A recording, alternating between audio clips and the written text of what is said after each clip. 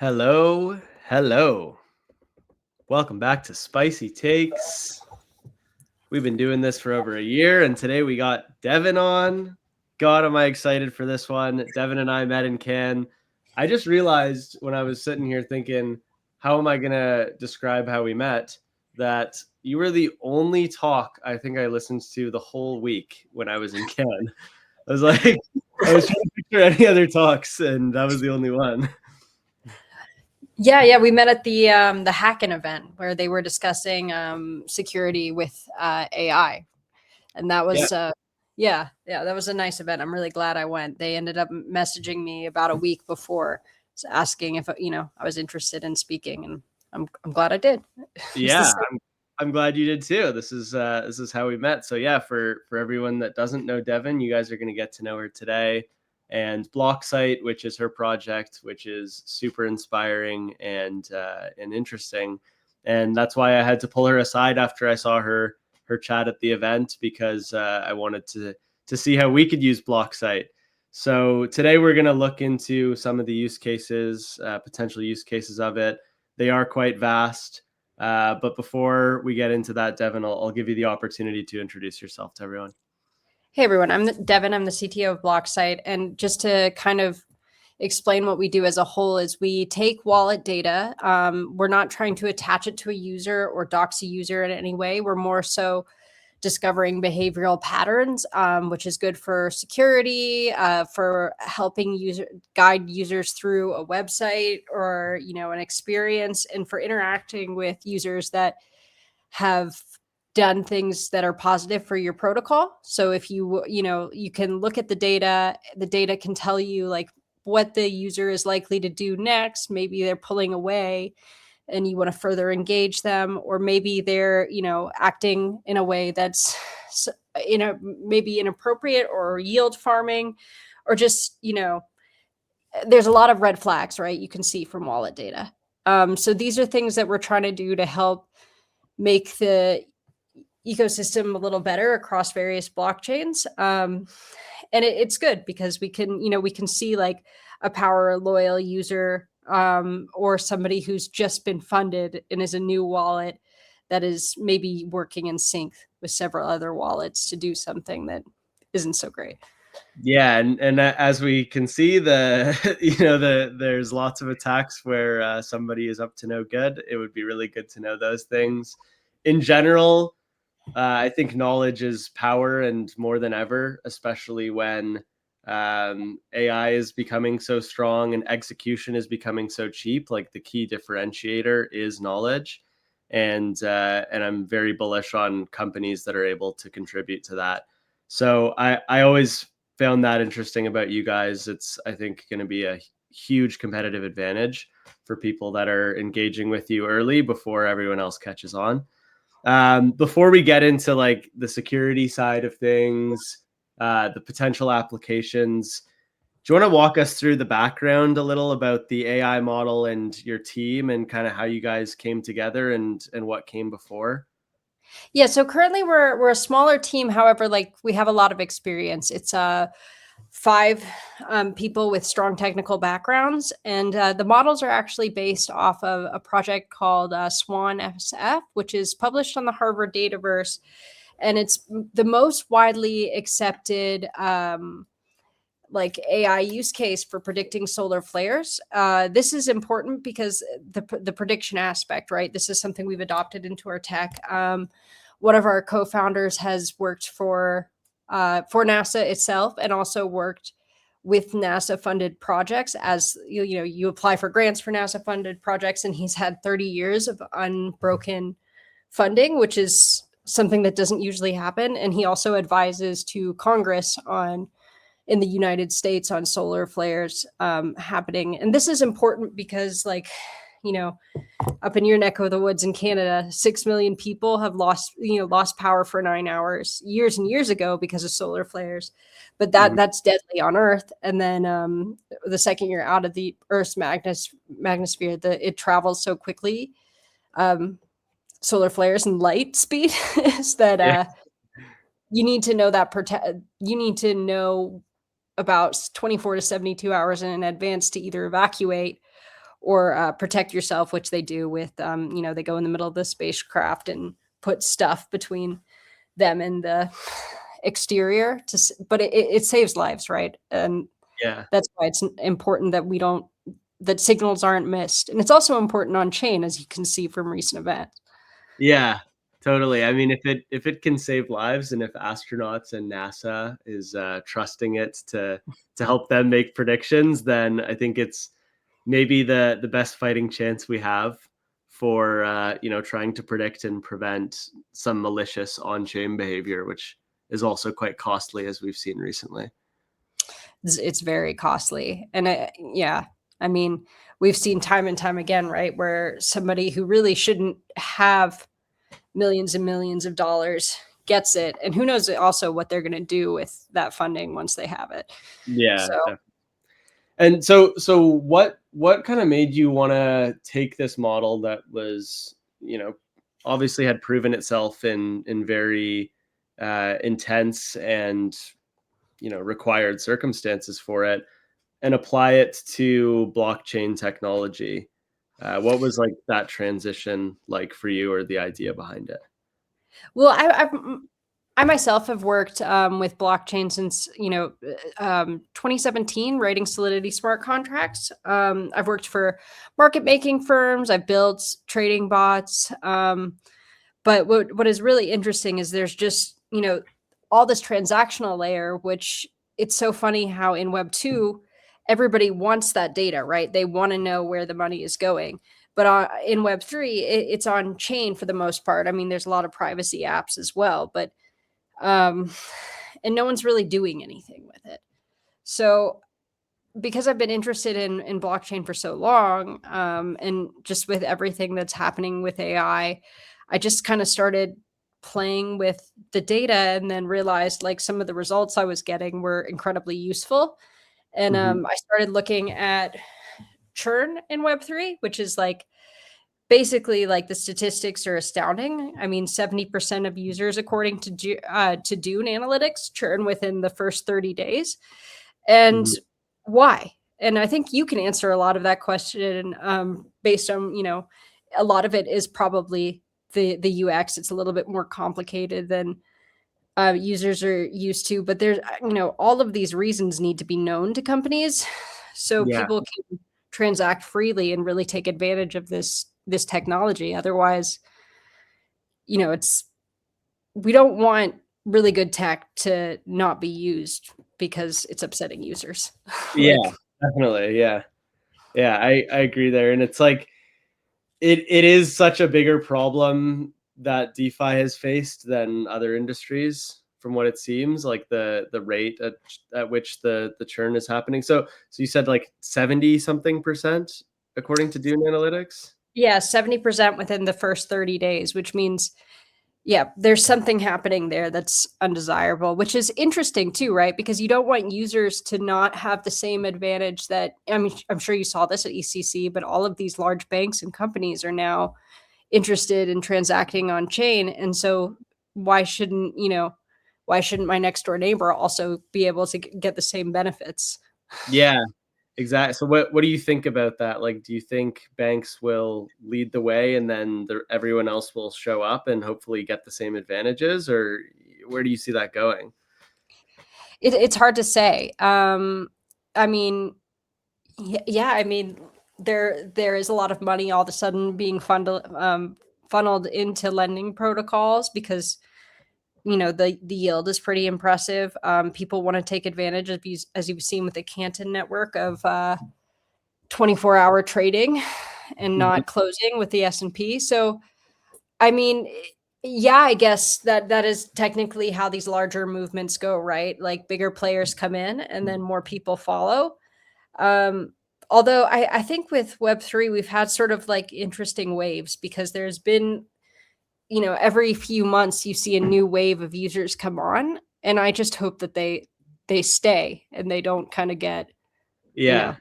know, I think that like that's a big part of the issue, is not that we've never been able to attract people in the first place. It's also been like they leave. So I mean, both things are true, right? I think we do have a hard time bringing people in the first place. but then they come in and it's just so brutal for them. Like they lose money, whether it's sending it to a wallet that they shouldn't have accidentally, or it's, you know, betting it on a meme coin that got rugged. Like there's definitely factors outside of UX as well, and exploits is just another example of them, right? Enough of those happen, people just kind of lose trust, and they don't want to be here anymore, right? Yeah, having a bad experience with anything, like falling your first time riding a bike, right? It's painful and you don't want to do it again. So these things are happening. Yeah, I saw that a lot too with the like NFT crazes. A lot of people bought very expensive PFPs and then felt, oh man, like this went down in value. But there's two sides to that also. Yeah, I don't want people to have this bad experience, but that also means the information has to be more readily available for them, so they don't have that bad experience. So when it comes to the end users, what do you mean by the information being more readily available to them? Well, I think with a lot of these like crazes with meme coins, etc., there wasn't really like a lot of like proper media exposure, or like a lot of a lot of these things were like the first round, so people didn't have the ability to get proper, have proper research done. And one of the things that's really not, I'm not Bloomberg or Cointelegram, but one of the things I can help with is when a user is on a web page, we can help direct them through that. So give them a little bit of knowledge depending on the client that we're working with. So that's one thing we can help with. But I think also like on the client side, so anybody who is producing a meme coin or producing an NFT should be very upfront about what the value is connected with this or what the intention is behind the projects, right? You see some meme coins that are like, they're out there and their backing is maybe they're, connected to a singer or something, or I don't know. But then, Yeah. there's some. Asteroid is the one this week. I think that's pumping. I don't really know what the meme is behind it. I don't have time to go into that shit. But yeah, it's always just something that is relatable, right? Yeah, but there are some that are like they want to actually, they're not selling all of their tokens right out the door to VCs, and they're, not if there's anything wrong with that. That's also an important part. But if too much of the supply is gone right away, then there is a risk there too. So, there's some that are trying to directly give back to the communities, and that might be a bit of a safer bet, right? And that should be very open, I think. Yeah. I think especially like we're trying to figure out how much decentralization is good here. And like people want decentralization, but then when events happen and like there's no one to point the finger at, then it makes it difficult, right? Or there's no one whose job it is to like prove the security of something. It makes it difficult, but maybe that's part of the equation is like if you can come out with a statement of why people should trust you and you are able to verify that with more concrete data, then it's like, okay, maybe we can go back to actually having more decentralized systems where like everyone is meant to vouch for themselves, but they actually have a way to prove it now. Yeah. Well, that's where all these like these safety guards come in too, right? Like on certain chains they exist. There's fire blocks. I think to like one thing that you and I discussed outside of this call is like a little bit of like a strategy that could have stopped the most recent hack, and that's like if the wallet is at risk, maybe have some intervention, look it Yeah. over, or if the transaction is weird. Yeah, let's double click on that. But can you just kind of recap the hack for everyone in more simple terms, maybe, so they understand how it was actually exploited? Yeah, sure. So we're discussing the 292 million Kelp DAO hack with the Aave exploit, right? So in the first stage of this, the wallet was set up, 10 hours before, which is always a red flag for us. And the attacker funds this new wallet through Tornado Cash. So there's no history or any sort of engagement and protocol activity on this. And then the exploit happened because the attacker calls one of the layer 0 contracts with a fabricated cross-chain packet. So they essentially fooled the bridge, and Kelp's verification passed then, and they got what was it, like 117,000, 115 or 165? Like 18% of the supply is now in the attacker's wallet, which is another red flag. Yeah, so basically the way that layer 0 works is like I burn tokens over here, I prove to you that I burned those tokens, and then I'm able to mint the same amount of that same token over on this other chain. And in doing that, I've transferred from this chain to the other, or bridged. But basically, they were able to spoof that step of it where you actually have to burn the assets, right? So they were able to say, I burned these assets, now mint me. I think you're right, 117K ETH on the destination, and they were just able to do that without actually having to make the burn in the first place, right? Yeah, exactly. And then they borrowed the final step that involved Aave is they borrowed against the stolen staked ETH, right? They used it as collateral, and then they pulled out what $236 million worth of wrap Ethereum, and yeah, the multisig didn't pause for another, like, I believe there was almost 45 minutes between the two, and then yeah, so the There's a big result. thing on Twitter this week, right? Is like, are multi-sigs even protecting us from shit like this? Because to your point, right, the exploit happened, and then 47 minutes later, they're like, oh shit, there's $240 million that were borrowed, and there's bad debt in our system now. So in that case, it wasn't very useful, right? Exactly. And that is an issue with, like, as you said, like, our multi-sigs really protecting us. It depends on what you want to be protected from, but for an action that needs to happen quickly, and especially with distributed companies, right? Like, maybe I don't know where these people live that, they needed to all communicate and get there, and maybe plug in a external wallet and do their signatures, but for something that needs to happen quickly, I don't, maybe that's not a good protection method. If it takes that long to get 3 or 4 signatures or whatever the requirement was. Right. And then also because they like, these people just don't know in time, right? If you're relying on humans to realize that something has happened, like somebody might be asleep, right? Like, it's the chances that all of them know and they're all ready to act on it really quickly is very low. So that, I think, is kind of where BlockSight can step in, as like, you can automate something with some actual knowledge that is constantly monitoring and able to detect these things. And maybe if you're sleeping, it's able to trigger something that is going to prevent something like this on your behalf, right? Yeah, exactly. Like, even, we can discuss it step by step, but like flagging a high risk wallet, right? That is tornado adjacent. So given funds from Tornado Cash and then has no prior engagement, that is one thing we could have flagged. And then also, like, the high risk wallet then having 18% of the supply of a token, that would have been another flag.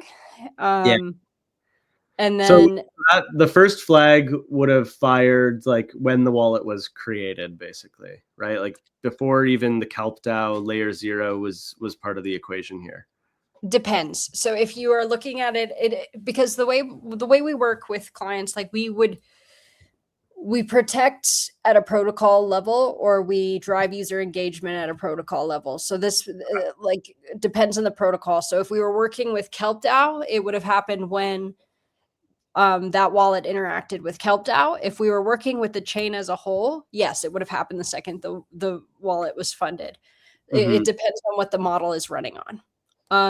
Cool. And then, yeah, or it could have been caught at the layer 0 or Aave level. So. Okay. So let's say it's caught at the chain level, right? I mean, this could be a super interesting moat for chains. Talk about, the L2s looking for ways to differentiate themselves now that we don't necessarily need the horizontal scaling away from Ethereum. So that's something that all these L2s are thinking about now. Like imagine Onchain being the one where it's like they're always watching out and it's more secure to build on, right? And they're going to send indication to their. I actually don't know how that would work. Like if it was happening at the chain level, what might they do to include it in like a security strategy? It depends on as you said, the key word there is strategy, right? Because that's really up to them to decide what they want to do. It's not something we come in and take control of, but like, at a chain level, you could maybe even alert any protocol that wallet acts on right away. Or if we had maybe like a partnership with the wallet the actual provider of the wallet, they could like flag the transaction and make them wait to use it. But I think, like, personally, I would say the best protection level would just be to have the protocol informed right away at like a smart contract level, at a protocol level, and just make the wallet like wait to transact until somebody's looked at the transaction. Or this is how like credit card fraud sort of works, right? You freeze the card for a minute. So something like this until it can be cleared. Okay. Yeah, that makes sense. So you want to talk about that from like the layer 0 point of view or the Aave point of view? You can take your pick. Sure. Well, let's just go step by step, right? So it then went to layer 0, and this would have also, as I said, like this would have flagged a high risk wallet with 18% of the supply from a bridge contract as an anomaly, right? So that's not just it then becomes a whale portfolio with a lot of centralization risk, and that would be something we would immediately alert the protocol of. So I think that, like, for example, if 18% of an entire token supply is being bridged across chain, I mean, that is something that should be done, I think, in a slower manner. And I'm not trying to make users struggle here, right? But if it's a brand new wallet and this is one thing we do too, we also look at the risk and we score the wallets. But a brand new wallet funded by Tornado Cash, I think, definitely should be should be flagged and have to slow their roll a little bit. It's just like if I order a new debit card and then the debit card arrives at my house and I try to withdraw my entire bank account, I would hope that my bank would give me a phone call real quick. Yeah, totally. And I mean, the cool thing about this, because people might hear this and go like, oh, like you're messing with our decentralization, but I think this might actually allow decentralization, because like you can build these as rules that humans don't have to oversee, rather than have it be like, all right, we need to have a centralized entity that approves every single transaction that comes through. Like having rules on when things need to slow down and be investigated a little bit more, not even necessarily by a human, I think would allow us to maintain that decentralization. Well, exactly. And, to your point there, another thing that like could have occurred is like you could use wallet signatures as proof, right? To send a message and say, okay, this is really me. Or you could do something at that level. Because like, even on chain, like for example, I don't know if you've ever integrated like Phantom wallet to a protocol, but if you don't get the URL approved, it'll give you a flag before you sign the transaction, and it'll say this could be malicious before they've looked at it. And that's not done to stop users from playing a game or interacting with a protocol. It's done so they don't sign a transaction that drains all their funds. And Right. yeah, nobody wants that. I mean, a lot of Aave users really suffered because of this hack. And it's unfortunate because Aave has been around for a very long time and they're a great protocol. Oh yeah, And now amazing. I mean, they're like the trusted protocol for lending and borrowing. I still trust them, and Oh I'm yeah, very, yeah. very sorry to Sure. all the users. Yeah. I think they've earned it, right? Like they've done a great job and it's a great team. And even like their response this week and everything they're doing to try to mitigate it now, I think is very admirable. And yeah, like I think like I'd give the hats off to them. What's happening is that people are a lot more scared of like third party risk now, right? Is they're like, okay, Aave can do everything right, and then at the end of the day, like a hack can or an exploit can happen somewhere else in the space and it can impact me, which is a whole other can of worms. And I think it discourages people from integrating and working together. And then that has its trade-offs as well, right? We have like no composability in the ecosystem. So it's this weird growing pain, right? We're trying to find a way that we can allow protocols to work together, allow this level of composability, allow this level of decentralization, but still have some sort of guardrails that prevents people from losing their funds. And it's an insanely hard problem to solve that takes a lot of intelligence. And I think this is where BlockSight is super interesting. It's like this can be an intelligence layer that can plug into something like this and maybe make that level of composability and decentralization possible and still be safe. Yeah. Yeah. Because okay,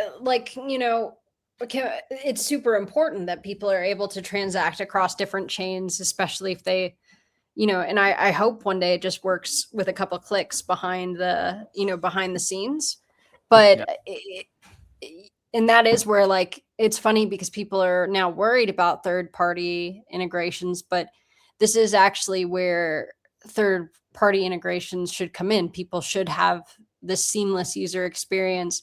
There should be guardrails in place that protect both the users and the protocols. And these are things that, kind of need to happen at a more, I don't want to say global, but like, they need to happen more across the board. And then we worry less. Like every protocol, it's funny because every protocol we encourage a third party audit. And this is important because there needs to be more than one set of eyes to protect something that's truly decentralized. That's why we have multiple branches of government and, Yeah.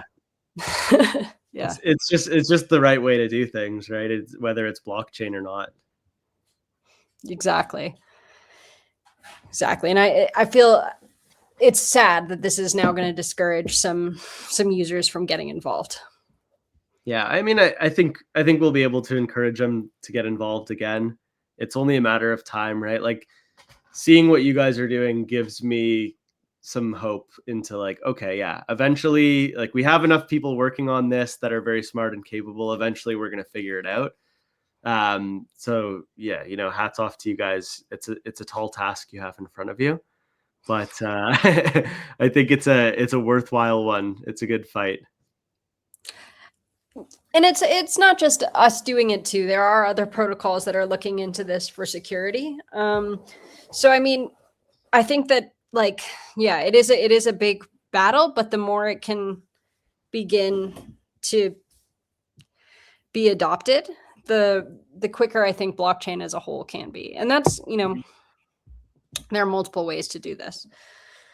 So Yeah. So when people want to work with you, right? Like I'd like to go back to your product here and make sure people have a good understanding. Let's say I wanted to build this into a security system. How am I engaging with you, and what's my role to tell your system how to work with it? well, you could tell us a variety of things, right? Like let's say you want us to maybe co-sign on every transaction, like on Solana or something as a co-signer. We could just hook it up so we automatically, as a co-signer, have no control over your product, but send you a score of a wallet's risk, maybe in something like this. And if the wallet is scored high, you want to put a timer in place in your smart contract to wait until 30 minutes have passed and you've had a time to look over it. Or we could do it through an API and just send you data on the wallets that are transacting through your protocol. And this just gives you more insight, right? It's smart data.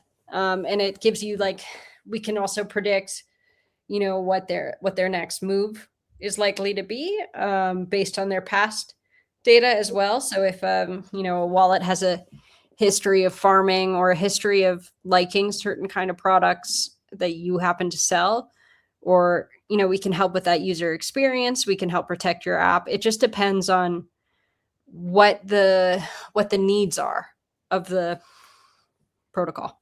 Yeah, totally. Like a lot of it's not really up to you, right? It's like if I want to use BlockSight, I get to decide how I want to use that information to my benefit. Do you see a world in which people don't even have to like human review this? If we get a flag, right, and it says like, don't let this transaction through, it's $250 million, this wallet is super sus. Like maybe pause it, right? Do you see a world in which the human doesn't have to step in at that point, and we can have like the maybe it's BlockSight or like intelligence making that decision on whether Yeah, the transaction should execute or not? I mean, even with BlockSight, you can choose just to have a hard stop, right? And that wallet just doesn't get to do anything else. So you inform the user to use a different wallet, or just like when you go to, I don't know if you've like ever built protocols, but you go to use like a fountain, like the free ETH, right? And it's like, do you have any ETH in your wallet? And they check. And if you don't, you have to move some there in order to pull funds. So you're not a bot just taking them all and trying to sell them to other people so they can't build apps. Yeah. That is something you can do. You can put a hard stop in and no human has to intervene. But like, back to the credit card analogy, I think one of the reasons they do use human intervention, which again, you can use artificial intelligence if you'd like, is because they don't want, legitimate transactions to just have a hard stop. But again, maybe a protocol thinks of a better solution than is out there right now. And Yeah. Like I mean, I don't expect that it would be here right now. And it would obviously be very difficult, but imagine like the model is smart enough where it's just, you can pretty much trust it with like, there's no transactions that shouldn't go through that do go through. And then it's like very, very, very, very, very rare that somebody's actually trying to make a legitimate transaction and it gets blocked. And well, you I just, mean, yeah, it is very rare that a new wallet trying to move such a significant amount of funds in that manner, especially across a bridge, is doing the right thing, right? yeah. So I guess putting a hard stop really wouldn't be the end of the world there. Or you could just alert the user, as I said previously, to use a different wallet. And this is also where things like, one of the things we're working on is like on-chain credit scores. So if you look at like a wallet's past behavior, you actually get like a score based Mm. on it. And this is, we already segment the type of wallets, but you could also have something that says, okay, we only want users over X score to be able to do X. Like, I don't really believe that it's a good solution for, like, some people say, okay, like no collateral lending, but I don't really know if that's the right solution for a credit score, but it might be as like a gateway, like for certain apps.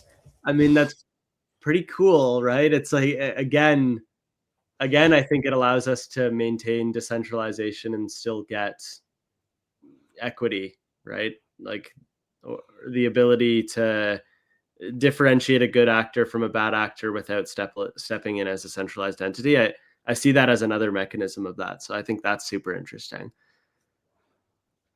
Yeah. Yeah. Well, and as as you kind of have alluded to throughout this talk, is like that is what you want in the end. We want technology to run in the background so we as users can just do what we need to do, and have our assets where they need to be.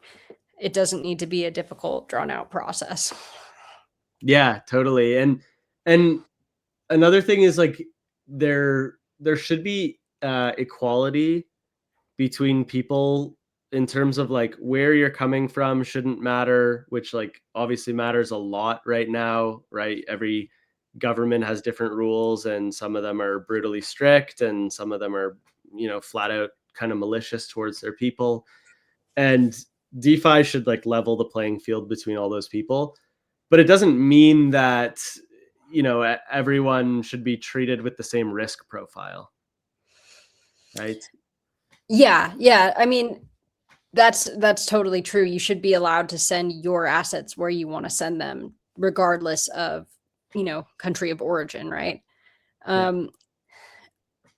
There are different compliance rules based on country of origin, and that's where it gets a little bit like, yes, you have to be compliant, but I'm not really, that's not, if you want to set up a blocker to that, people have also done that as well. But that doesn't really impact what we're doing, right?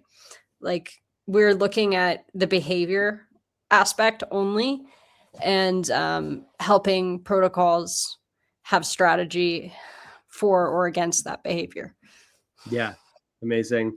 Well, Devon, I think I'm going to have to wrap it up here, but I'll give you the floor to share anything else you want to about your roadmap. I know you have like a wait list people can join right now. I'm actually going to throw that up on the screen so that people go do it.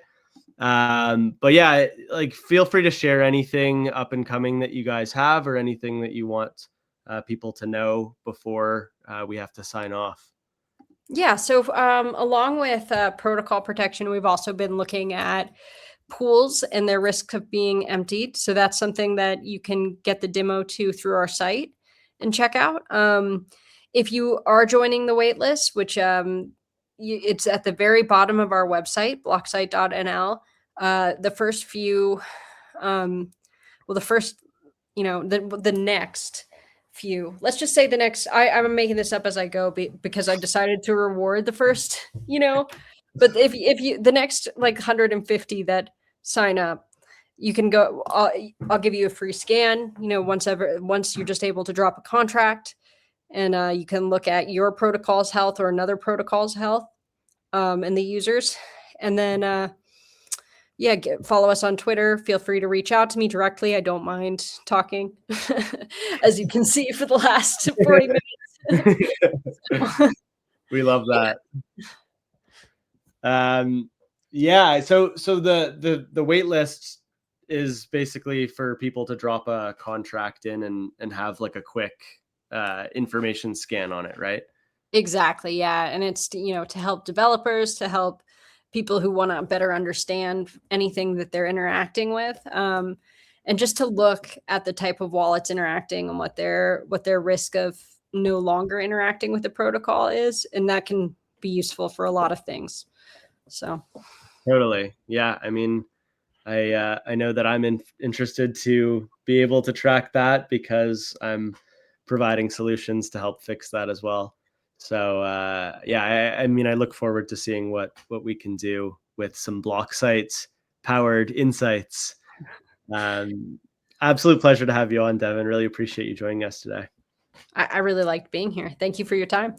Yeah. Have a good one. Yeah. Till next time, guys, stay spicy, and we will see you soon. Stay spicy.